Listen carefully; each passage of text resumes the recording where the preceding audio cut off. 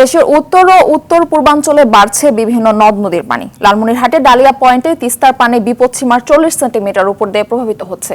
এতে জেলার পাটগ্রাম, কালীগঞ্জ সহ বিভিন্ন উপজেলার নিম্নাঞ্চল প্লাবিত হয়েছে। পানিবন্দী হয়ে পড়েছেন কয়েক হাজার পরিবার। কুড়িগ্রামে তিস্তা, দুধকুমার ও ধরলার পানি বাড়ছে। ভোরে দুধকুমার নদীর পানি পাটেশ্বরী পয়েন্টে বিপদসীমার 48 সেন্টিমিটার ও ধরলার পানি শিমুলবাড়ি পয়েন্টে 22 সেন্টিমিটার উপর দিয়ে প্রভাবিত হয়। নিম্নাঞ্চলের বাড়ি ঘরে পানি উঠেছে, ডুবে গেছে রাস্তাঘাট, ফসলের ক্ষেত। পানিবন্দী হয়ে পড়েছে চরাঞ্চলের 5 শতাধিক পরিবার। সুরমা সহ বিভিন্ন নদীর পানি বাড়তে থাকায় সুনামগঞ্জে ছাতক দোয়ারা বাজারে নিম্নাঞ্চল প্লাবিত হয়েছে। সুরমার পানি ছাতক পয়েন্টে 85 সেন্টিমিটার উপর দিয়ে প্রভাবিত হচ্ছে।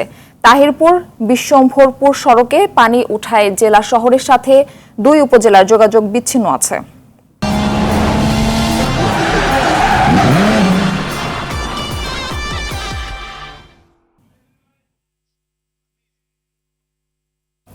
দর্শক, এই বিষয়ে আরো জানাতে কুড়িগ্রামে আছেন সহকর্মী আব্দুল কুদ্দুস চঞ্চল। সেখান থেকে সরাসরি যোগ দিচ্ছেন তিনি। চঞ্চল, জানাবেন যে কুড়িগ্রামে বন্যা পরিস্থিতি এখন কেমন?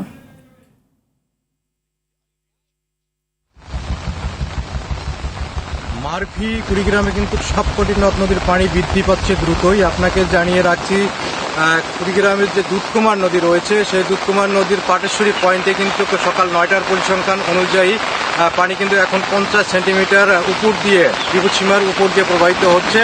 এছাড়াও কিন্তু ধরলা নদীর পানি কিন্তু সদর পয়েন্টে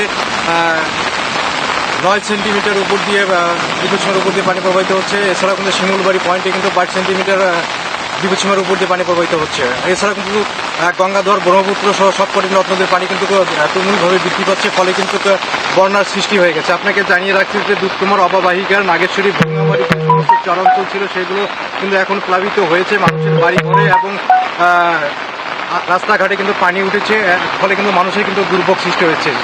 চরাঞ্চলের লোকজন জানিয়েছে যে তারা ভেলা এবং নৌকা যোগে কিন্তু মূল ভূখণ্ডের সাথে যোগাযোগ স্থাপন করছে। তো পানি উন্নয়ন বোর্ড যেটি জানিয়েছে যে আগামী 6 দিন কিন্তু ব্রহ্মপুত্রের পানি